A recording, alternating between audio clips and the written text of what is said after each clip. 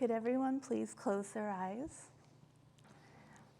Breathe and focus your mind on the future. Now, imagine you can't do that. Open your eyes. That's just one small aspect of anxiety, and anxiety is a very human response to a potential threat. It can save your life or prepare you for the future, but it can also interfere with daily life. Here's an example. On my first day of kindergarten, I was late, and I was told to sit next to a boy I thought was particularly cute. However, I never sat next to him. As I entered the classroom, breathing became difficult, and my chest felt tight. The room was dark, and I froze.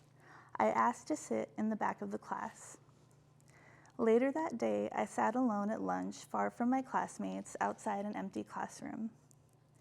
Anxiety is sometimes mistaken for shyness, or we call it having butterflies in your stomach.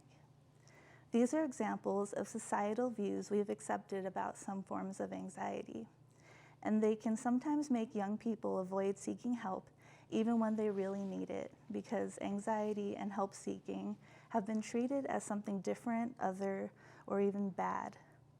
It's something you don't want to be labeled with, but it affects so much that when it goes ignored, it can greatly impact things like learning and life outcomes.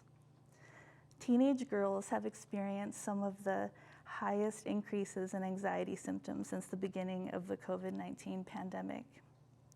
So how do we help?